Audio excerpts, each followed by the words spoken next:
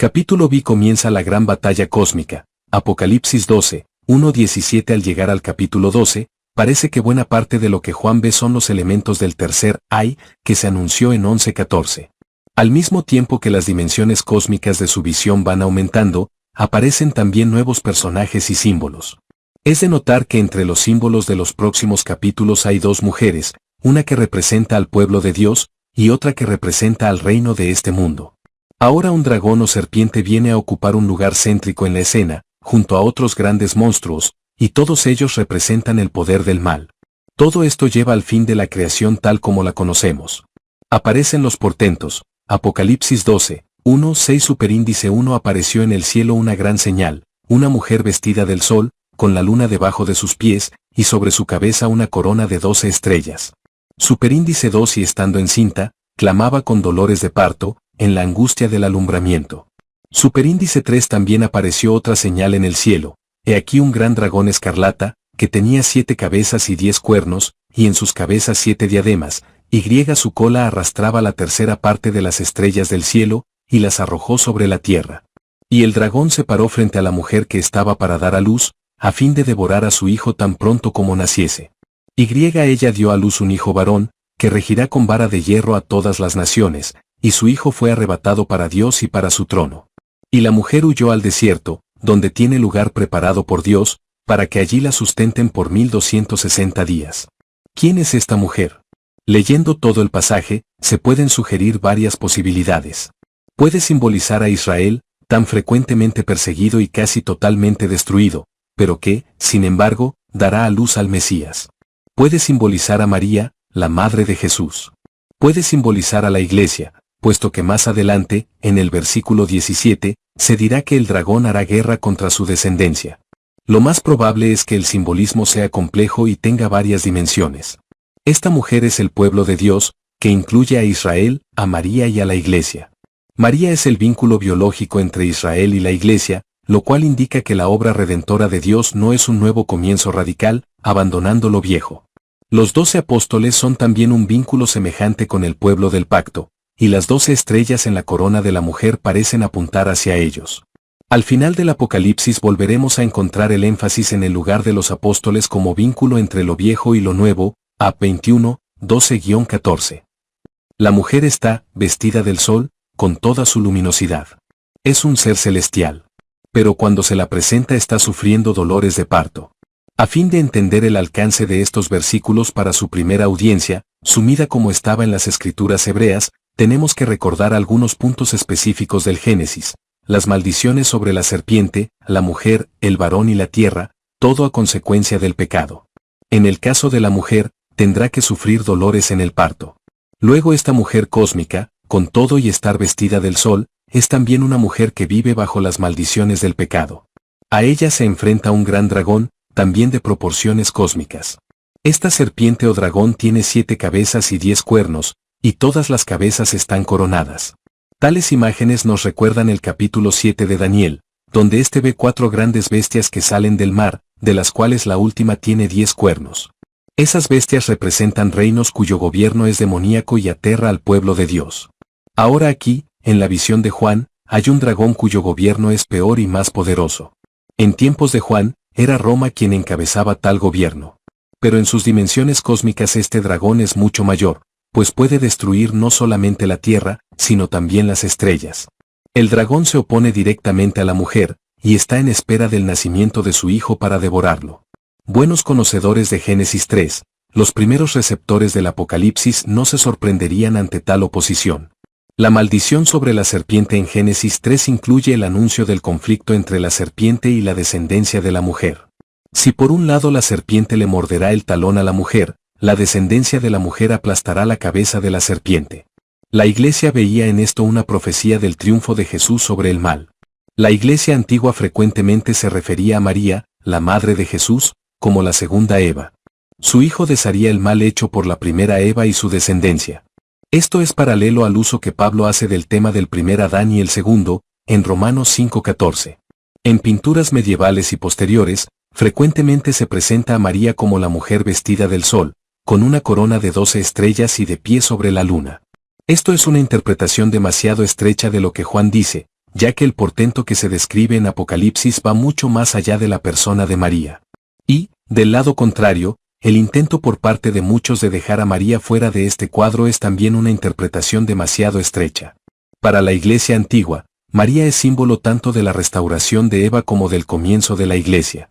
Se nos dice que la mujer dio a luz un hijo varón, que regiría a todas las naciones con vara de hierro. Esto es señal clara de que se trata del Mesías, puesto que es una cita del Salmo 2, que para la Iglesia antigua era también una profecía mesiánica. El Salmo nos presenta a Dios burlándose del modo en que las gentes y los pueblos conspiran contra Dios y su ungido. En el versículo 7 Dios le dice al ungido, «Mi hijo eres tú, yo te engendré hoy». Y entonces le promete que le dará por herencia todas las naciones, cuya resistencia romperá, con vara de hierro. Luego, el hijo que nace de la mujer en la visión de Juan es el ungido, el verdadero rey de todo, el Mesías. Este versículo del Salmo 2 ya fue citado anteriormente en la carta a la iglesia en Tiatira, 2, 26-27, donde Jesús dice que al vencedor le dará autoridad sobre las naciones, las regirá con vara de hierro. Aquí, en el capítulo 12, es la descendencia de la primera mujer quien se enfrentará a la descendencia de aquella primera serpiente en el Edén. Se va preparando el escenario para una gran batalla cósmica entre Dios y las fuerzas del mal que se han apoderado de la vieja creación. Hasta esta mujer, que da a luz al Mesías, sufre los dolores de parto. Ella también es parte de la vieja creación que tiene que ser redimida por este a quien dará a luz. Y su hijo fue arrebatado para Dios y para su trono. Aquí hay una extraña combinación de alcance cósmico e imágenes terrestres. La mujer no está ya en el cielo, sino en medio de la vieja creación, donde el mal todavía domina. Es aquí que nace su hijo, y es aquí que el dragón acecha, pero el hijo escapa de su poder siendo arrebatado y llevado al trono de Dios. Si damos por sentado que Jesús es la figura mesiánica a que Juan se refiere, de lo cual no cabe duda, entonces podemos decir que todo el ministerio terrenal de Jesús, incluso su muerte, resurrección y ascensión, se resume dentro de la brevísima palabra «y». Ese «y» es también un «pero». El dragón quería destruir al hijo, pero no pudo. La muerte fue como una herida en el talón, pero el Mesías vive más allá de la muerte, en el trono de Dios. En el credo apostólico se deja bien claro que la labor del Mesías sobre la tierra se ha cumplido al decir, ascendió al cielo, y está sentado a la diestra de Dios. Entretanto, la mujer permanece en la vieja creación. Pero no queda indefensa. Dios ha preparado un lugar para ella en el desierto, donde será sustentada por largo tiempo, 12:6. Los ecos del Éxodo resultan obvios. El pueblo de Dios, tras la resurrección y ascensión de Jesús, está en el desierto y se alimenta del nuevo maná, pan del cielo, la comunión. De algún modo misterioso esto les une al que está en el trono de Dios. La iglesia en tiempos de Juan se reconocería a sí misma en tales palabras. En el centro de su vida y pensamiento estaban no solamente las Escrituras, sino también el bautismo y la comunión, ambos fundamentados en imágenes y experiencias de la vida e historia de Israel. Jesús se refirió a sí mismo como pan del cielo que, a diferencia del antiguo maná, les daría vida eterna a quienes comieran de él, JN 6, 31-35, 49-58. Los lectores de Juan inmediatamente verían este paralelismo. Así como Israel fue alimentado con el maná en el desierto camino a la tierra prometida, así también la iglesia se nutre de Cristo, pan del cielo, mientras en su propio desierto espera la venida del reino final de Dios. ¿Cuánto tiempo durará esta espera en el desierto? Una vez más nos topamos con este extraño número, 1.260 días, 42 meses, 3 años y medio. Como hemos visto, esto quiere decir que se trata de un tiempo limitado, y por tanto soportable. La iglesia ha de sobrevivir, esto está garantizado. Pero los cristianos individuales quedan todavía sujetos al sufrimiento y a la posibilidad del martirio, como ya hemos visto y volveremos a ver. El Apocalipsis nos diría que no hay razón alguna para que un creyente diga, debo salvar mi vida para que la iglesia se salve. La salvación y preservación de la iglesia viene de Dios, y no de cualquier acción por parte de los cristianos. En cierto modo, estos portentos que se refieren a la venida del Mesías, su victoria y su presencia ante el trono de Dios no son sino el principio de la batalla final. Son señales de que el Mesías ya ha vencido. Está ante el trono. Eso es seguro.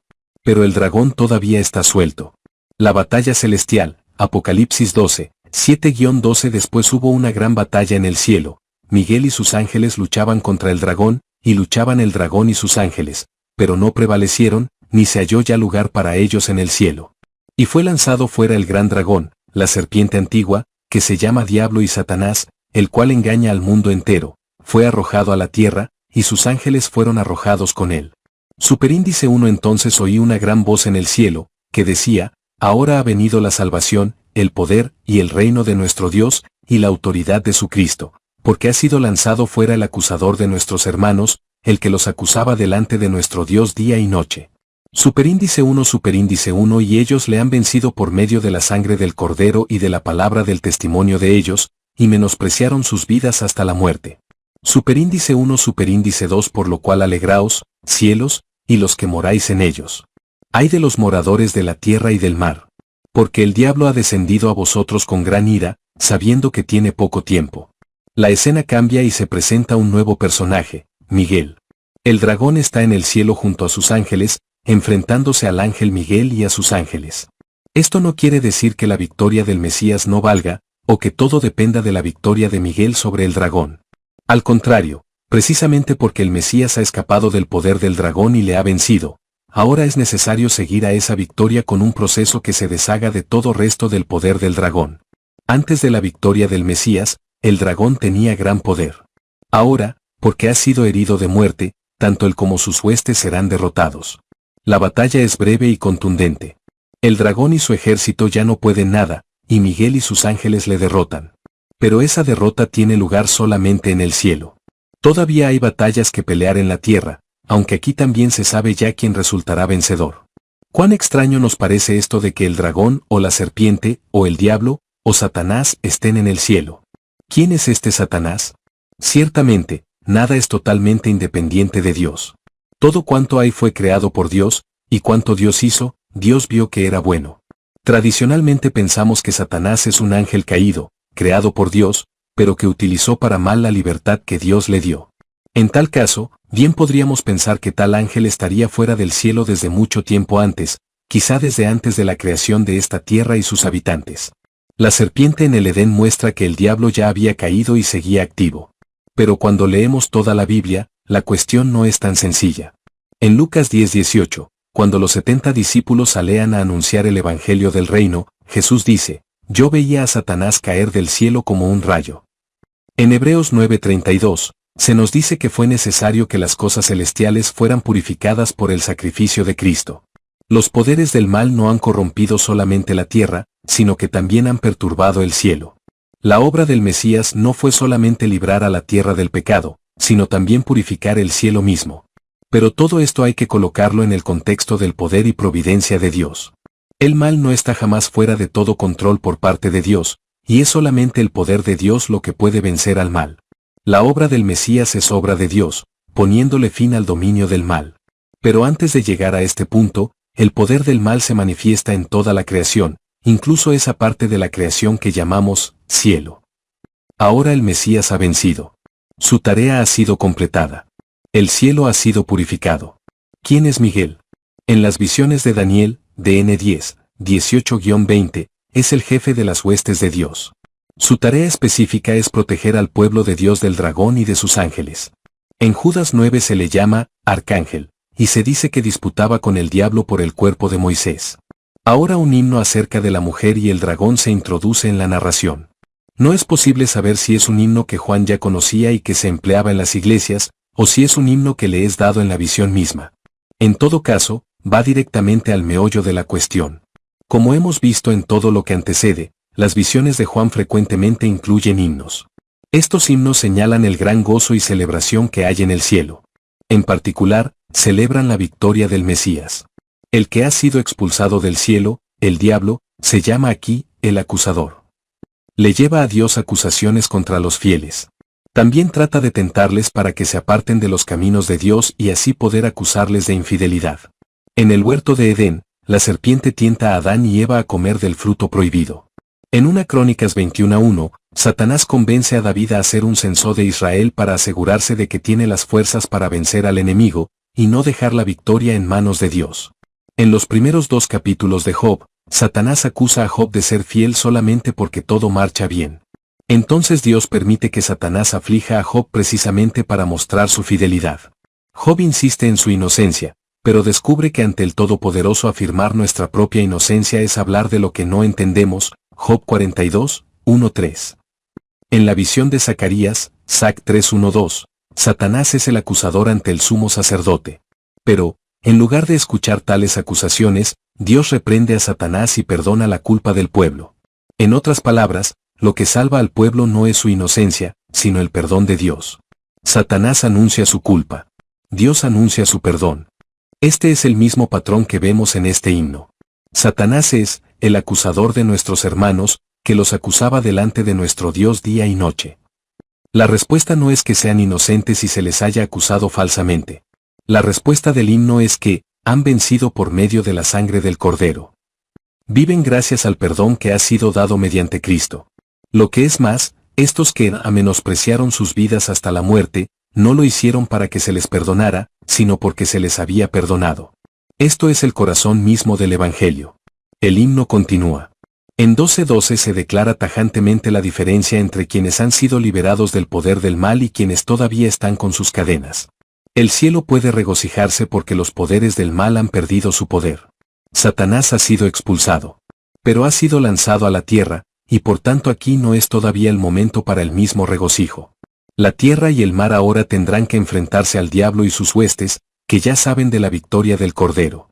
Satanás sabe que tiene poco tiempo, porque ya ha perdido la gran batalla en el cielo. Y por tanto está enfurecido.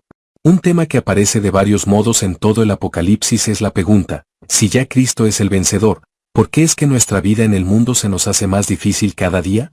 ¿Por qué aumentan las persecuciones? ¿Por qué parece que a cada momento Roma tiene mayor poder sobre nosotros? La respuesta de este himno es que debemos esperar que los males de este mundo continúen empeorándose ahora que Satanás puede centrar su atención en la tierra. El diablo es como una bestia herida, que se vuelve más mortífera precisamente porque está mortalmente herida. El peligro presente, Apocalipsis 12, 13-17 superíndice 1 superíndice 3 y cuando vio el dragón que había sido arrojado a la tierra, persiguió a la mujer que había dado a luz al hijo varón. Superíndice 1y se le dieron a la mujer las dos alas de la gran águila, para que volase de delante de la serpiente al desierto, a su lugar, donde es sustentada por un tiempo, y tiempos, y la mitad de un tiempo. Superíndice 1y la serpiente arrojó de su boca, tras la mujer, agua como un río, para que fuese arrastrada por el río. Superíndice 1 pero la tierra ayudó a la mujer, pues la tierra abrió su boca y tragó el río que el dragón había echado de su boca. Superíndice 1 entonces el dragón se llenó de ira contra la mujer, y se fue a hacer guerra contra el resto de la descendencia de ella, los que guardan los mandamientos de Dios y tienen el testimonio de Jesucristo. El conflicto con el dragón herido cobra fuerzas. Al mismo tiempo continúa la narración sobre la mujer que dio a luz. Antes de la sección acerca del conflicto en el cielo, la mujer había ido al desierto, a un lugar de seguridad que Dios le había preparado. No está claro si lo que se dice en el versículo 14 es solo una repetición de lo dicho anteriormente, o si se quiere dar a entender que la mujer había estado fuera de su refugio y ahora vuelve a él. Lo que sí está claro es que la iglesia primitiva no había sufrido la misma persecución por parte del Imperio Romano que ahora empezaba a aparecer en Asia Menor. Dios protege a la mujer, dándole alas de águila para que pueda ir al desierto. El tiempo que ha de pasar en el desierto es el mismo que ya hemos visto, 1.240 días, o 42 meses, o 3 años y medio, aunque aquí se expresa de otro modo, tiempo, tiempos y la mitad de un tiempo, donde cada tiempo corresponde a un año. Y el mensaje es el mismo: Dios guarda a la iglesia del poder del maligno. Las puertas del Hades no la dominarán, Mt 16:18. El dragón intenta destruir a la mujer en el desierto. De su boca sale una gran inundación, como un río. Esto nos recuerda tanto el Éxodo como la historia de Noé. Como en Éxodo, los fieles son guardados de la amenaza de las aguas. Y lo que aquí se cuenta es la contraparte de la historia del diluvio, puesto que en tiempos de Noé Dios produjo el diluvio para limpiar la tierra, GN 3, 17-18, pero en esta narración es Satanás quien trata de eliminar a los fieles mediante una inundación. La mujer es rescatada. Es importante notar la fuente de su rescate, pues ahora es la tierra la que se abre y traga el agua enviada por el dragón. En Génesis 3, parte de la maldición cae sobre la tierra, que se vuelve enemiga del humano y le obliga a trabajar para buscar su sustento, GN 3, 17-18. Ahora, cuando los poderes del mal amenazan, es la tierra la que acude en beneficio de los fieles, tragándose la inundación que amenaza a la mujer. No nos sorprendamos ante la ira del dragón. Primero él y sus ángeles fueron expulsados del cielo.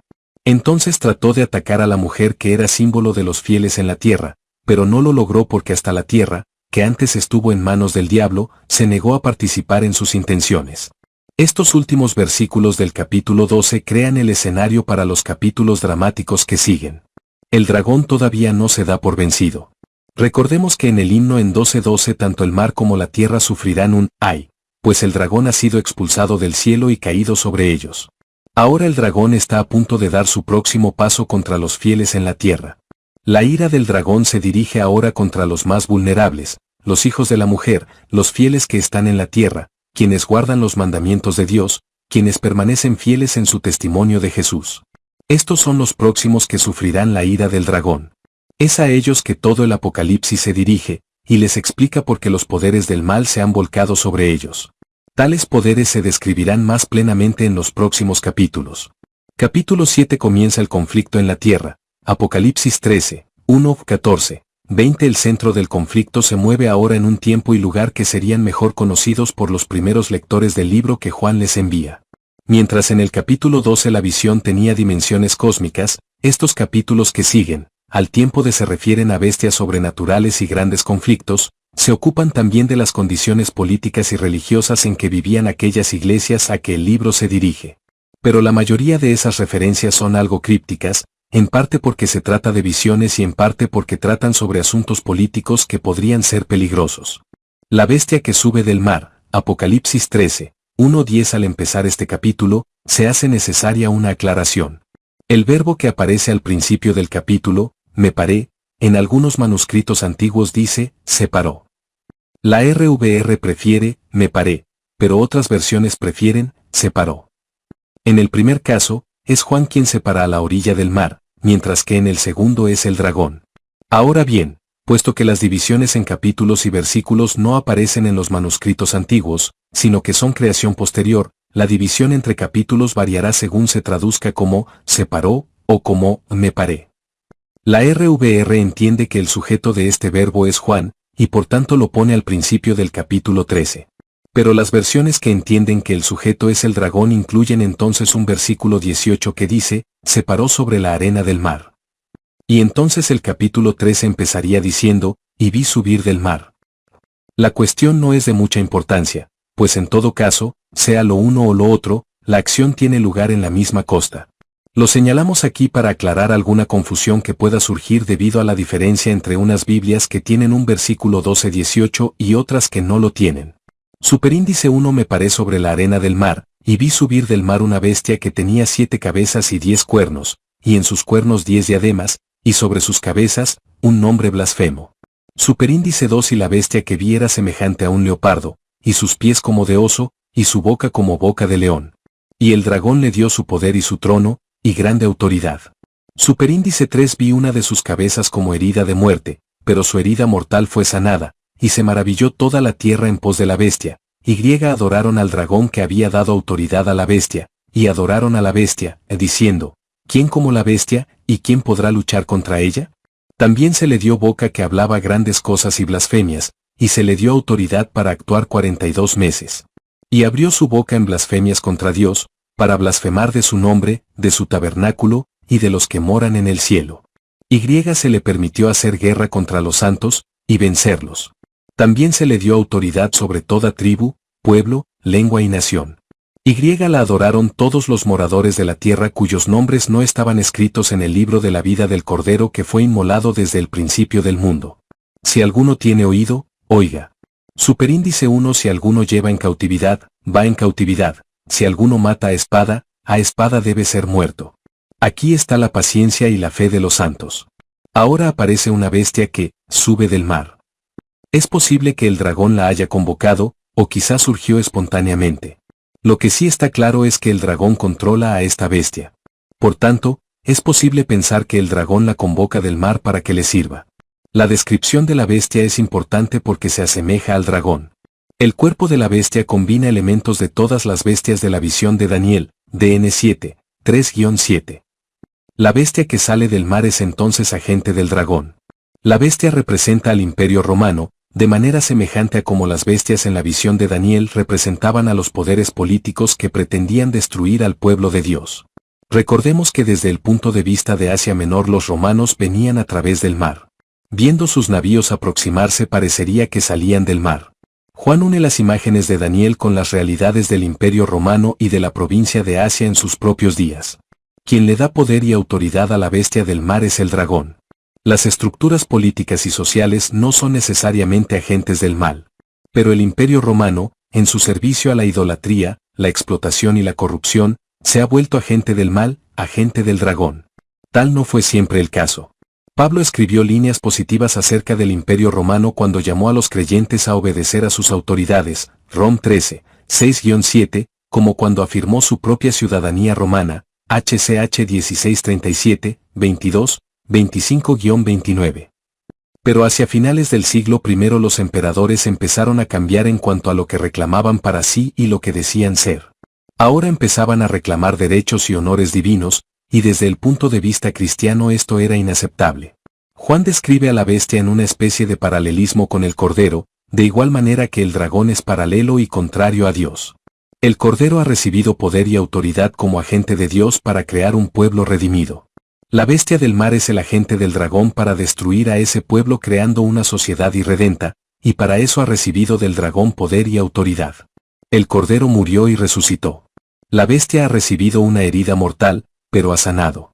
La congregación celestial adora a Dios y al Cordero, mientras el reino del mundo adora al dragón y a la bestia. La bestia que sale del mar tiene blasfemias escritas en sus 7 cabezas, y habla arrogancias y blasfemias. Esto es un punto fundamental para Juan. A lo largo del siglo I, los emperadores romanos habían ido reclamando para sí títulos divinos. Primero se les consideró divinos después de su muerte, y ahora hasta eso iba cambiando. Se decía que Domiciano, quien reinó del año 81 al 96, quería que le dieran el título de Señor Dios. Luego, el problema no era que los emperadores atacaran o criticaran al Dios de los cristianos, sino más bien que se atribuían títulos y honores que le correspondían solo al único Dios. Al hacer tal cosa, blasfeman contra Dios, y las estructuras políticas que le sostienen y les rinden tributos divinos blasfeman también. En tal caso, esas estructuras políticas se vuelven demoníacas. Esto es lo que ha sucedido en el Imperio Romano. Cuando Juan escribió su visión, todavía no se había llegado al punto de ordenar que todos adoraran al emperador, pero la amenaza estaba en el horizonte, y el tiempo llegaría cuando los creyentes tuviesen que responder a tales órdenes imperiales. En 13:5 se nos dice que, se le dio autoridad para actuar por 42 meses. Quien le da esa autoridad es Dios, cuya autoridad es mucho mayor que la del dragón. Dios permite que los poderes del mal acosen hasta a los fieles. Pero esto será así solamente por un tiempo limitado, los 42 meses repetidamente mencionados antes. Veamos los diversos elementos o poderes que operan durante estos tiempos y medio tiempo, o 1.260 días, o 42 meses. Primero, se les permite a las naciones hollar sobre la ciudad santa, 11.2. Segundo, los 2 testigos profetizan en la ciudad santa, 11.3. Tercero, la mujer vestida con el sol encuentra refugio en el desierto, 12.6, 14. Y, cuarto, se le permite blasfemar a la bestia que sale del mar, 13.5. 42 meses fue también el tiempo durante el cual el templo de Jerusalén fue profanado bajo el gobierno de Antíoco Epifanes, acerca de lo cual tratan las visiones de Daniel. El problema es el mismo, las estructuras políticas se habían vuelto objeto de culto, reclamando para sí un honor que solo le pertenece a Dios. Aquel periodo terminó con la reconsagración del templo. Como ya hemos dicho, aquí y en todo el Apocalipsis ese número de días o meses es un modo de afirmar que a los poderes del mal se les permite tener poder solamente por cierto tiempo, y no para siempre. Es Dios quien les permite obrar, tanto para probar a los fieles como para poner al descubierto el pecado del resto. A la bestia del mar se le permite hacer guerra contra los fieles, y hasta darles muerte. Tiene además, autoridad sobre toda tribu, pueblo, lengua y nación, de manera semejante al Cordero, quien ha redimido a personas, de todo linaje, lengua, pueblo y nación, 5:9. Toda la población de la tierra quedará así dividida en 2 grupos, quienes adoran al Cordero y quienes adoran a la bestia. En tal situación, la fidelidad se define como resistencia a la bestia, aunque sea a precio de muerte. Juan termina esta sección con un breve poema: si alguno lleva en cautividad, a cautividad irá. Si alguno mata a espada será muerto. 13:10. La segunda parte del poema se hace eco de las palabras de Jesús cuando fue traicionado: todos los que toman espada, a espada perecerán. Mt 26 horas y 52 minutos. Ahora, en el contexto del Apocalipsis, parecen ser palabras de advertencia a quienes persiguen a la iglesia.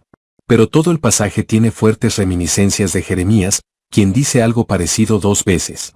Primeramente, en el capítulo 15 dice: el que a espada, y el que a cautiverio, Jer 15:2.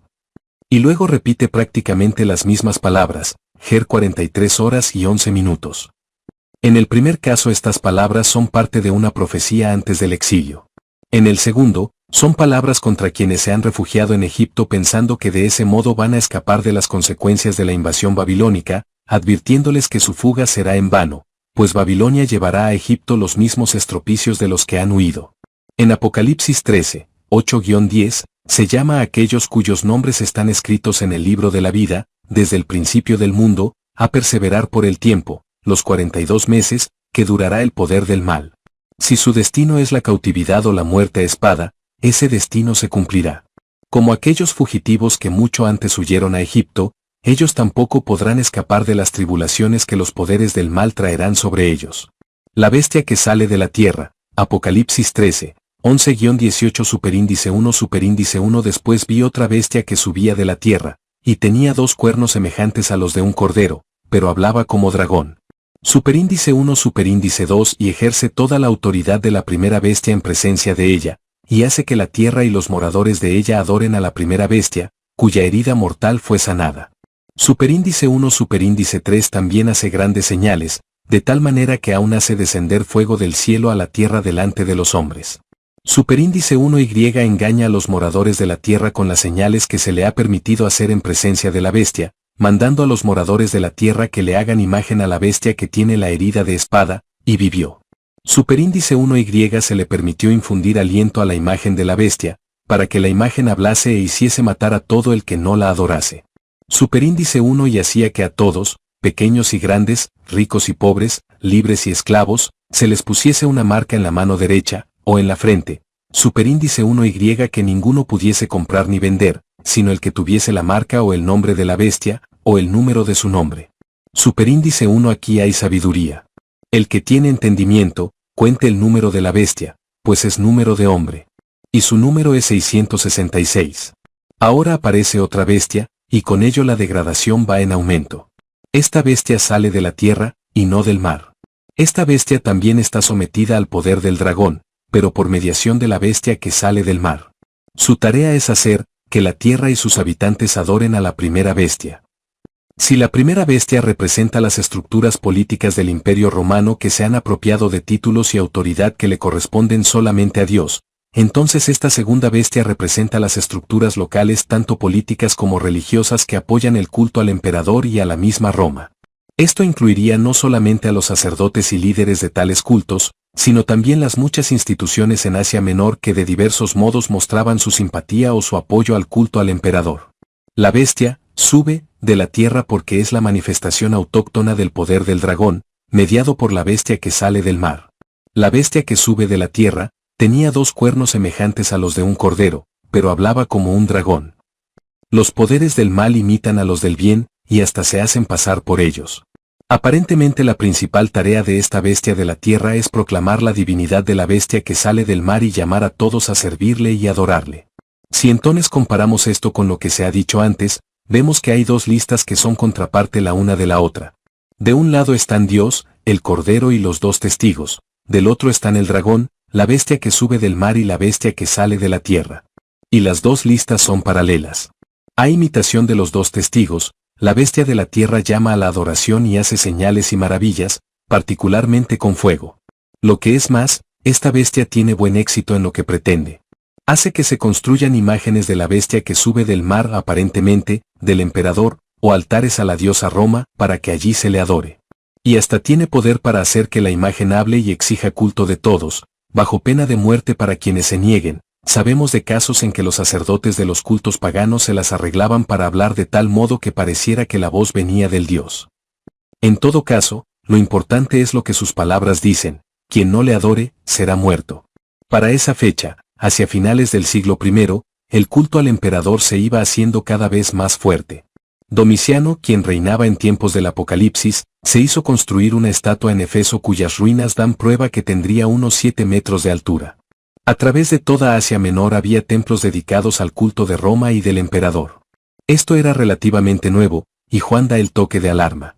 Aunque no se buscaba a los cristianos para castigarlos, sí corrían siempre el peligro de que alguien les delatara por cualquier razón, y que una vez ante los tribunales se les ordenara adorar al emperador en señal de lealtad. Si no lo hacían, se les consideraría desleales y hasta subversivos, y se les condenaría a muerte.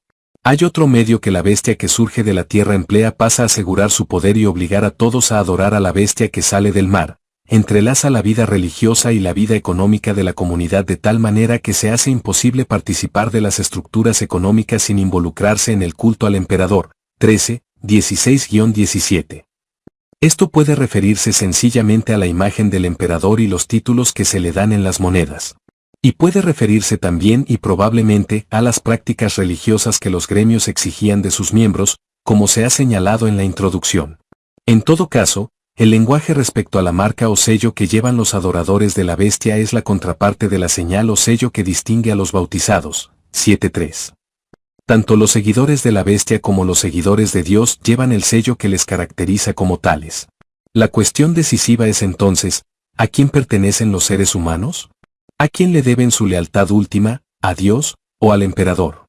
Tal decisión no sería necesaria si el emperador o el Estado en cualquier otra forma no exigieran una lealtad absoluta, y se contentara con organizar y gobernar la vida de la comunidad dentro de ciertos límites. Pero cuando el emperador o cualquier Estado ya empieza a sobrepasar esos límites, surgirán conflictos con quienes insisten en que su lealtad última le pertenece solo a Dios. El pasaje termina con algunas de las palabras más enigmáticas de toda la Biblia. El número de la bestia es 666. Esto ciertamente debe haber tenido algún sentido para la audiencia original a la que Juan se dirigía, pero ese sentido no está tan claro para los cristianos en el día de hoy. Había varios modos de traducir o escribir números en letras, y viceversa, y Juan parece estar empleando o bien el alfabeto griego o bien el hebreo. El uso de un número de esta manera parece indicar que Juan quiere referirse a algo o alguien de tal manera que no esté del todo claro. Puede haber sido algún personaje del gobierno, o hasta el emperador mismo. Pero otra posibilidad es que el 666 sea un modo de decir que por muy poderosa que sea esta bestia, y hasta por muy atractiva que sea, es imperfecta, como si fuera una burda imitación del 777, que sería perfecto. Más tarde algunos cristianos empezarían a referirse a Jesús como el 888, es decir, el más que perfecto. En todo caso, no podemos saber exactamente lo que Juan quiso decir. Pero una cosa sí sabemos: lo que Juan escribió tenía sentido para sus primeros lectores. Algo o alguien sería la bestia a que Juan se refiere, y sus lectores le reconocerían. Por otra parte, también podemos decir que la bestia cuyo número es 666 es el prototipo de lo que se repite a través de la historia, de las bestias políticas, económicas y sociales que sirven al dragón. Se plantea el reto, Apocalipsis 14, 1, 5 superíndice 1. Después miré, y aquí el Cordero estaba en pie sobre el monte de Sión, y con el 144,000, que tenían el nombre de él y el de su Padre escrito en la frente. Superíndice 2. Y oí una voz del cielo como estruendo de muchas aguas, y como sonido de un gran trueno, y la voz que oí era como de arpistas que tocaban sus arpas. Superíndice 3. Y cantaban un cántico nuevo delante del trono, y delante de los 4 seres vivientes, y de los ancianos, y nadie podía aprender el cántico sino aquellos 144,000 que fueron redimidos de entre los de la tierra. Estos son los que no se contaminaron con mujeres, pues son vírgenes. Estos son los que siguen al Cordero por donde quiera que va. Estos fueron redimidos de entre los hombres como primicias para Dios y para el Cordero, y griega en sus bocas no fue hallada mentira, pues son sin mancha delante del trono de Dios. Si todo esto ocurriera en un teatro cinematográfico, la música de fondo cambiaría en este momento, al principio de capítulo 14. En lugar de la música altisonante y marcial que acompañarían al dragón y a sus 2 bestias, ahora la voz como el estruendo de muchas aguas y como el sonido de un gran trueno, es también como el sonido de muchos arpistas. Y le acompaña un coro de 144.000 personas. Tal música no sería desconocida para la audiencia de nuestro supuesto cine, pues ya la habrían oído en 5, 6-16. Tanto en aquella ocasión como en el pasaje que estamos estudiando, los coros cantan al aparecer el Cordero. Y la escena que se presenta con esa música es también dramática. El Cordero está en pie sobre el monte de Sión. Esto puede recordarnos al dragón, de pie en la costa, dependiendo de lo que ya se ha dicho al comentar sobre 13:1. Ahora el Cordero aparece en el monte de Sión, acompañado de un coro con 144.000 miembros, quienes cantan un cántico nuevo. Con esto queda establecido el escenario para el gran conflicto sobre la tierra. De parte del dragón están sus dos representantes, la bestia que sube del mar y la bestia que surge de la tierra. Del lado del Cordero no hay tales agentes, pues los 144.000 no son sus agentes del mismo modo. Junto a ellos están otras figuras que ya hemos visto en capítulos anteriores, los 24 ancianos y los 4 seres vivientes, 4, 5, 14, 7, 11, 13, 11, 16. ¿Quiénes son estos 144.000? Son seres humanos redimidos por el Cordero, las primicias de la obra redentora del Cordero, 14:3, 4, lo que significa que son los primeros frutos de la cruz y la resurrección. Estos redimidos han completado sus vidas terrenales en fidelidad al Cordero, y ahora están con Él, pues han sido sellados con el sello de Dios. ¿Serán los mismos 144.000 del capítulo 7? Puesto que aquellos representaban al pueblo de Israel, si estos son los mismos, son un vínculo entre el antiguo pueblo de Dios que es Israel y el nuevo pueblo de Dios que es la Iglesia. El pasaje dice también que estos 144.000 son los que no se han contaminado con mujeres, pues son vírgenes. No parece que esto deba tomarse literalmente, puesto que en la Iglesia antigua no se requería el celibato, aunque sí había un lugar y funciones especiales para las viudas que no volvían a contraer matrimonio. Luego, este versículo ha de leerse en el contexto de las imágenes que se emplean a partir del capítulo 12, con la mujer vestida con el sol. Su contraparte, la gran ramera, aparecerá en el capítulo 17. La esposa del Cordero, que se relaciona con la mujer vestida con el sol, aparecerá en el capítulo 19. Los fieles son parte de esta esposa de Cristo, y por tanto han de mantenerse fieles, no en el sentido de no casarse, sino en el sentido de no abandonar a Jesús por otros señores. Algo parecido se dice también en Efesios 5 y en las Escrituras hebreas, donde unas veces se habla de Israel como la esposa amada por Dios, y otras veces como la esposa infiel. Estos 144.000 son los fieles que han sido parte de la esposa de Cristo, virgen y casta. La idolatría es falta de castidad, ser infiel al esposo honrando a otros dioses, en este caso, al dragón y sus agentes. Estos 144.000 no solamente son castos, sino que también dan testimonio verdadero, pues, su boca no dice mentira. Son mártires, en el sentido original del término, testigos verdaderos de la obra del Cordero. También pueden serlo en el sentido de haber ofrendado sus vidas. Son los que han sido fieles al Señor, incluso hasta la muerte.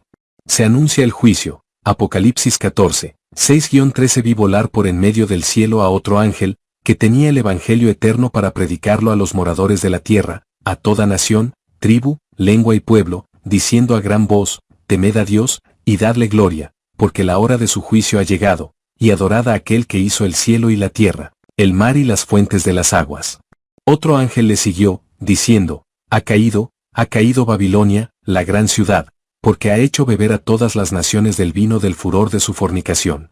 Y el tercer ángel lo siguió, diciendo a gran voz, si alguno adora a la bestia y a su imagen, y recibe la marca en su frente o en su mano, superíndice 1, él también beberá del vino de la ira de Dios, que ha sido vaciado puro en el cáliz de su ira, y será atormentado con fuego y azufre delante de los santos ángeles y del Cordero. Superíndice 1 y el humo de su tormento sube por los siglos de los siglos. Y no tienen reposo de día ni de noche los que adoran a la bestia y a su imagen, ni nadie que reciba la marca de su nombre. Superíndice 2. Aquí está la paciencia de los santos, los que guardan los mandamientos de Dios y la fe de Jesús. Superíndice 3. Oí una voz que desde el cielo me decía, escribe, bienaventurados de aquí en adelante los muertos que mueren en el Señor. Sí, dice el Espíritu, descansarán de sus trabajos, porque sus obras con ellos siguen. La escena continúa. A la orilla del mar se encuentran el dragón y las dos bestias, en el monte Sión está el Cordero. Y ahora aparecen 3 ángeles uno tras otro, cada uno de ellos anunciando algo relacionado con el juicio final sobre la tierra. El primer ángel vuela, en medio del cielo, es decir, en un lugar visible a toda la tierra proclamando, el Evangelio eterno. El contenido de este Evangelio es que todos deben adorar al único Dios verdadero, creador de todas las cosas. Esto contrasta con el mensaje del imperio, que todos han de adorar al emperador. El juicio está a punto de comenzar, y la base para el juicio es si la persona adora al Dios verdadero. Es a Dios a quien hay que temer con sobrecogida admiración.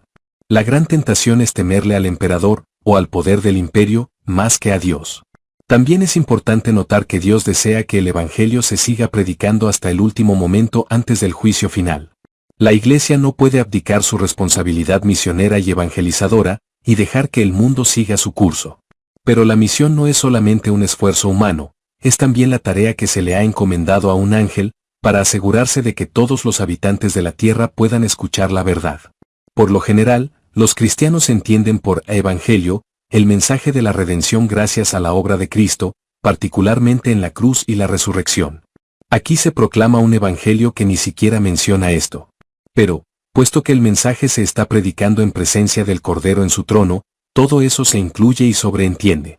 En todo caso, la redención gracias a Jesucristo ha de llevar a las personas a hacer exactamente lo que reclama este evangelio eterno: temed a Dios y dadle gloria. Un segundo ángel aparece. Ahora el mensaje es el anuncio de la caída de Babilonia. Por primera vez en todo el libro aparece ahora esta Babilonia, que es en realidad un modo velado de referirse a Roma. Juan no es el único autor de aquellos tiempos que se refiere a Roma como Babilonia. Al contrario, hay literatura apocalíptica judía que hace la misma referencia. En el libro de Daniel, el poder opresor era Babilonia, y los judíos fieles lucharon resistiendo a ese imperio que buscaba que se le adorara a él en lugar de a Dios. CFDN 4, 26-37. Ya hemos visto cuánto material presenta Juan que es reflejo del libro de Daniel. Ahora lo mismo sucede con Babilonia. Tanto Roma como Babilonia son ciudades, pero el mismo nombre se emplea para todo el imperio que se maneja desde una de esas ciudades. Si la ciudad cae, caerá también el imperio. El primer imperio babilónico fue el principal enemigo de Israel en el siglo VIII a.C. y conquistó y destruyó el reino del norte, con su capital en Samaria. Pero el reino del sur, con su capital en Jerusalén, continuó existiendo. En el siglo VI a.C. un nuevo imperio babilónico tomó a Jerusalén y destruyó el reino de Judá, llevando además a buena parte de la población cautiva a vivir en exilio en Babilonia. Luego, el término Babilonia se usaba para referirse a cualquier gran potencia enemiga del pueblo de Dios. Juan personifica a la ciudad como una mujer pecaminosa que tienta a otros a fornicar con ella. Quienes lo hacen ciertamente no están escuchando las palabras del Evangelio eterno. Las palabras del ángel que anuncia juicio son muy semejantes a las de Isaías 21:9. Cayó Babilonia, y los ídolos de sus dioses quebrantó en tierra. Con estas palabras Isaías se refería al imperio babilónico que conquistó a Jerusalén y Judá en el siglo VI a.C. A esto se le añade otra imagen. Un tercer ángel anuncia una copa de vino que es la ira de Dios. 4:10. Juan nos pinta un cuadro en el que Babilonia obliga a otros a beber de su copa. Pero la copa contiene la ira de Dios contra quienes cometen fornicación con la mujer. En el libro de Daniel hay una variante sobre este tema, pues allí se convocó al profeta al banquete del rey Belsasar para que interpretara lo que estaba escrito en la pared. Cuando el rey y su corte bebían de las copas que habían sido traídas como parte del botín de guerra producto del saqueo del templo en Jerusalén, apareció una mano que escribió unas palabras misteriosas en la pared. Bebían alabando a los falsos dioses de Babilonia. Lo escrito en la pared era un anuncio de la caída tanto del rey como de su reino. La copa de la que bebían se tornó copa de la ira de Dios.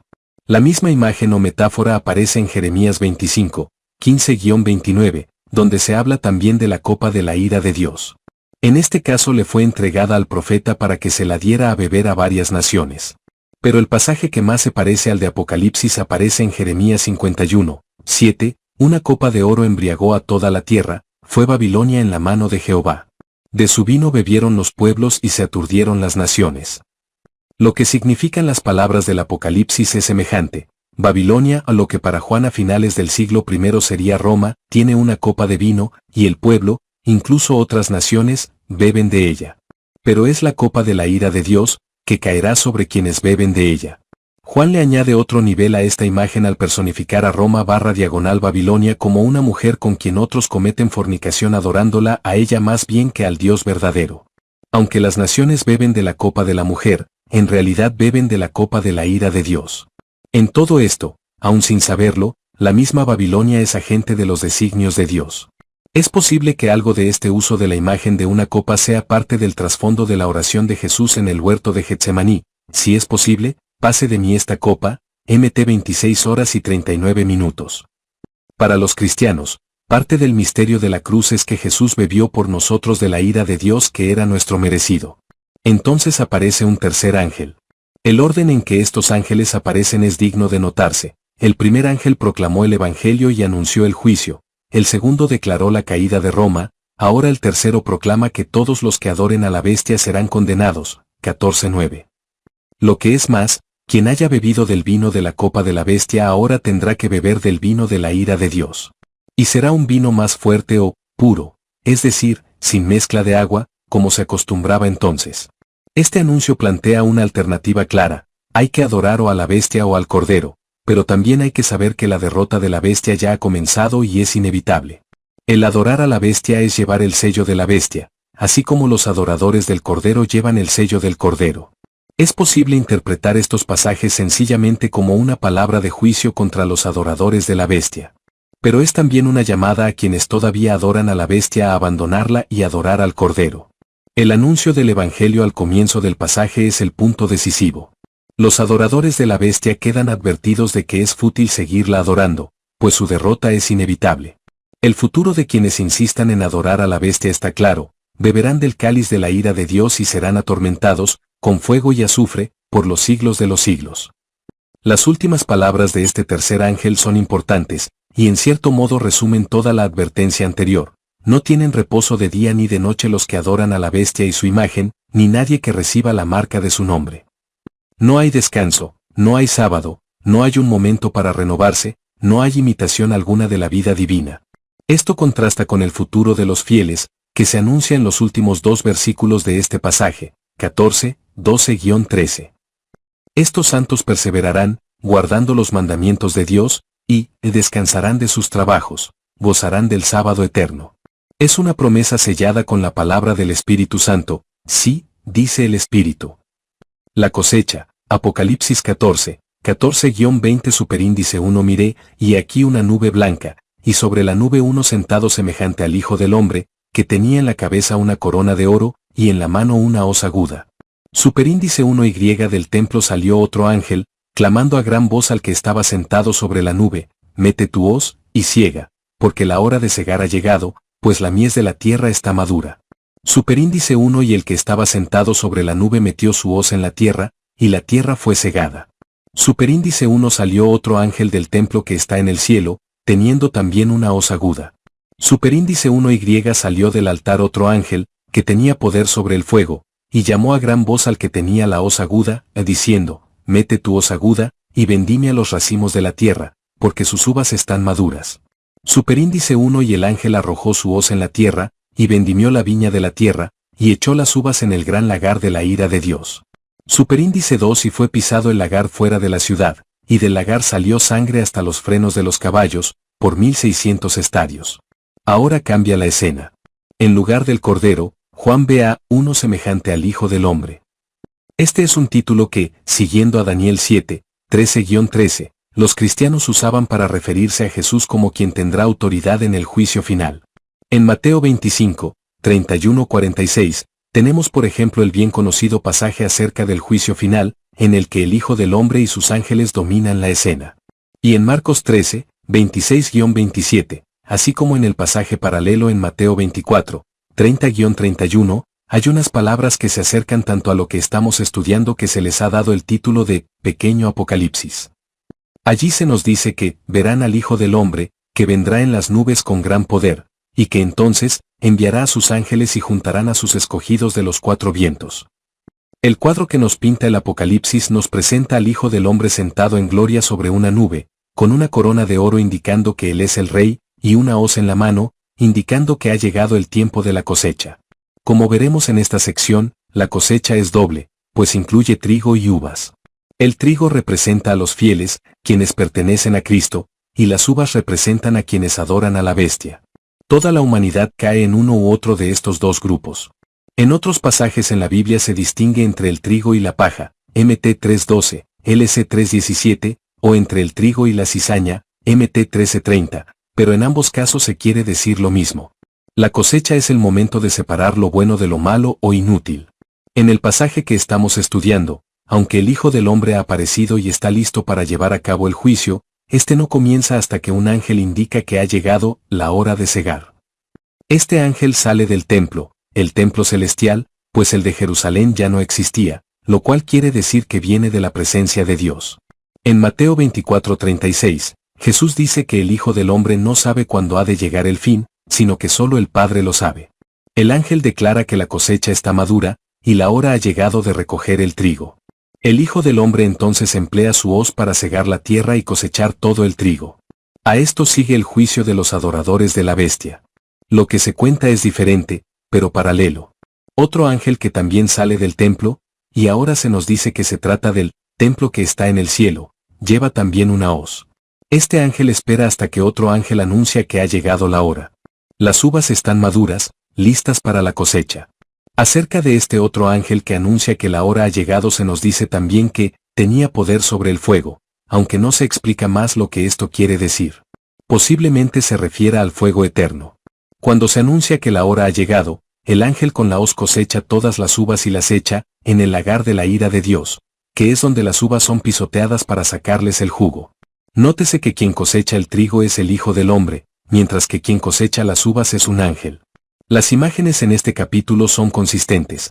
Las uvas representan a quienes han de ser objeto de la ira de Dios, tanto cuando se les presenta como vino en la copa de ira como cuando se les presenta como fruto pisoteado en el lagar. El lagar como símbolo del juicio de Dios sobre sus enemigos aparece también en Isaías 53, 2-6. Ese pasaje termina con las palabras: con mi ira pisoteé a los pueblos, los embriagué con mi furor y derramé en tierra su sangre. En Apocalipsis 14:20, la sangre que fluye del lagar es tal que llega a los frenos de los caballos hasta una extensión de 1600 estadios, más de 3 kilómetros. Además, se añade aquí otro detalle: el lagar está fuera de la ciudad santa. Aparentemente el Hijo del Hombre y su cosecha de trigo están en la ciudad, mientras los malvados, quienes adoraban a la bestia, quedan fuera de la ciudad, y es allí que un ángel ejecuta su sentencia. En la ciudad está lo bueno y puro. Fuera de ella está lo malo e inmundo. Ha llegado la hora de la cosecha, tanto para quienes adoran al Cordero como para quienes adoran a la bestia. Pero la visión no termina ahí. Al contrario, los capítulos que siguen continúan hablando acerca de la ira de Dios sobre la tierra. Una vez más, el Apocalipsis nos muestra que no es un programa cronológico de los acontecimientos finales. Aquí vemos el juicio ya completado, la cosecha recogida y los malos castigados.